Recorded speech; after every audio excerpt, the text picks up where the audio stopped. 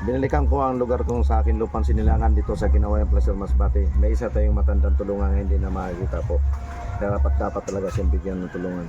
Dami kasi ditong mga kapuspala dito sa lugar ko po, dito sa Masbate, dito sa isla kasi sa amin. Danas ko dito kung gaano kung hirap. Kumakain lang kami ng kamuting kahoy sa umaga, kamuting kahoy sa tanghali, kamuting kahoy sa... Yan ang mga kapatid na isang matanda dito nakatira na hindi siya nakita po. Ito lang yung bahay niya po.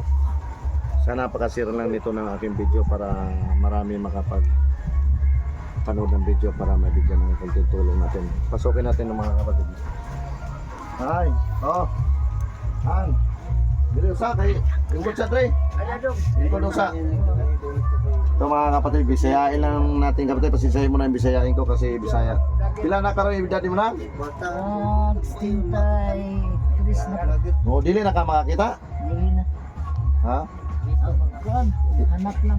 Oo, di na kita. Ito na mga kapatid yung tira niya. Nag-iisa lang po. Karapat dapat talaga na mabigyan ng tulong. Sana may mga maanting na puso na nandun sa ibang bansa nga kapwa natin Pilipino ng mga OFW.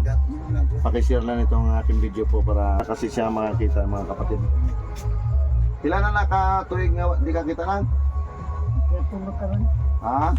Di na, tubang din na ngay. Tulo na katuig? Di na gina kita. Kung sa ngalan ni mo nang? Lilia. Lilia, plido po. Bilister. Ito mga kapatid, medyo na kasi hindi makita kaya ito. Sana may mga OFW na mabigyan ng konting tulong ang kapwa natin Pilipino. Sana mapansin mo ito mga video.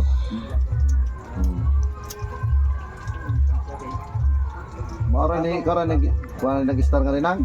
Namas Julie. Ana? Kapas Julie yan. May tayo na maoperahan yung mata no? Ha? May tayo na maoperahan. Kailangan? Oo, para makakita. Ano kang unang usama na? Gioperahan na nakon. Nakakita na. Kasi dito rin kasi tirahan sa kapatid ko dito. 14 years kami, 14 years ako na bago nakabalik dito sa aking lupang sinilangan mga kapatid. Bago ako nakabalik, mas marami kasi ditong karapat dapat na tulungan kasi napakahirap ng buhay kasi dito sa isla namin. Sana mabigyan natin ng tulong si nanay. Ito, pasensyahin mo to, may gamay kong ihatag na ako sa imo ha. Oh. Pasensyahin mo na to.